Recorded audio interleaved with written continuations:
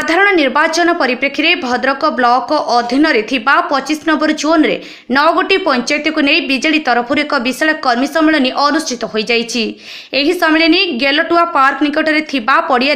अनुष्ठित हो जाइछि। तेबे एही सम्मेलन में काउपुर, दैसिंगी, ओलंग, रांदिया, गेलटुआ, बंधगांव, आंबरोली, बाणीतिया एवं को नहीं एही विशाल कर्मी सम्मेलन अनुष्ठित हो जाइछि। तेबे एही कार्यक्रम रे देखिबाको मिलिथिला जनसमुद्र।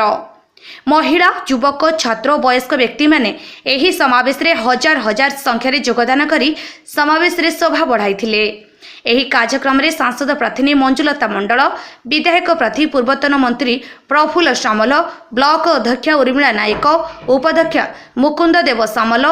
बीजेडी जिला सभापति जगन्नाथ स्वाई, ब्लॉक सभापति प्रफुल्ल नायकों सह 9 गोटी पंचायतर सरपंच और समिति सभ्य मंचरे उपस्थित रही मंचर शोभाबोधन करथिले। नवीन बाबूंक राज्यवासी जनहितकर योजना जोगु आज राज्य में गरीबी हटिची एवं नवीन बाबू जन्मर मृत्यु पर्यंत ओडिशावासी सुख दुखरे रहिछंती। तेणु आउ थरे नवीन पट्टनायक को मुख्यमंत्री रूपे देखिबा शंख चिन्ह भोट दियंती बोली प्रार्थी कहिछंती प्रार्थी प्रफुल्ल सामल। सेहीपरि सांसद प्रार्थी जिलार स्वार्थ पई नवीन बाबू को नेतृत्व में दिल्ली में जाई संसदर स्वर उठाई अनेक लोकाभिमुखी कार्य होई पारिछि। तेणु पुणी थे आशीर्वाद करंतु। तेबे एही सभा मुकुंद देव सामल सभापतित्व करथिबा बेले एही कार्यक्रम को सहस्राधिक लोकंक आगमन को प्रशंसा करिसंती। प्रार्थी माने आउ कहिसंती एही आशीर्वाद पुणी थे आम मानक प्रति रखी पुणी थे शंख चिन्ह को जितांतु। प्रथम बैठक जोन आज हजार हजार लोक समर्थक मैंने जोग शुणु बैठक प्रथम कहवा ठीक नुहे कारण पुराणा बजार आमर कर्मी बैठक होता एवं तापर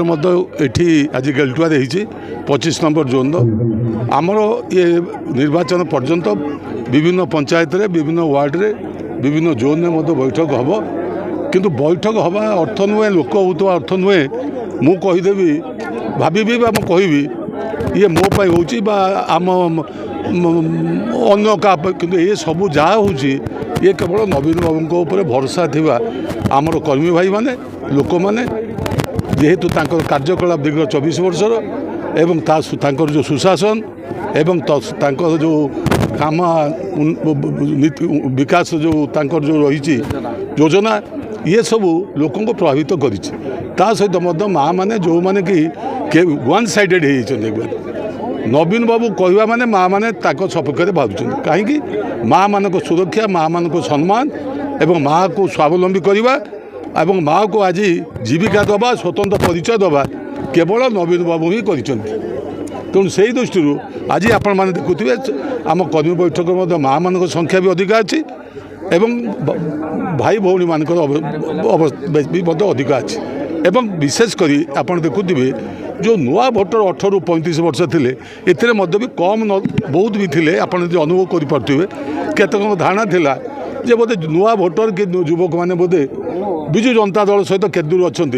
आज प्रमाण होगा सबू वर्गर लोक बर्तमान नवीन बाबू सहित अच्छा तेणु ये प्रमाण दौची आगामी निर्वाचन 2024 नवीन बाबू मुख्यमंत्री हवा सहित ओडिशार विकास को आहरी आगेबे ये लोकंकर विश्वास हो जाइए से विश्वास को कहीं हटई पारे ना। सर गोटे कथा बर्तमान उठुची बर्तमान नवीन बाबू विकास काम करिवो ना मोदी ग्यारंटी जो बर्तमान से ये होची आपण शुणु मु तांको ना धरिया को चाहे ना आमे आम गोड़े छेड़ा कि आमे कार्य करूचु आमर पूर्ण विश्वास नवीन बाबू सहित अन्य कई तुलनीय नुहति कि ओडिशावासी कार ग्यारंटी कार नॉन ग्यारंटी से ओडिशावासी प्रभावित हेबे ना ओडिशावासी प्रभावित हेबे केवल नवीन बाबू कौन वार्ता दौरान कौन संकल्प कर कौन योजना कर कारण जहाँ जहाँ योजना करते तार सुफल आम ओडिशावासी पाई दल मत निर्विशेष 4,50,00,000 लोकंर विकास हूँ नवीन बाबूर उद्देश्य अन्य मान उद्देश्य हूँ दलीय किंतु आम दलीय भाव में आम नवीन बाबू चिंता करना समग्र ओडिशार विकास से चिंता कर समस्त ओडिशावासी आप देखुए प्रत्येक निर्वाचन में नवीन बाबूर भोट हार बढ़ुची संख्या भी बढ़ुची जोटा कि अन्य दल में ता घटू ना आउ आगामी 2024 देखिए नवीन बाबू अधिका भोट रे ताको दल जितब सी जितबे अधिका भोट रे एवं संख्या अधिक आसो। आज आम भद्रक निर्वाचन मंडल 25 नंबर जोन रो आज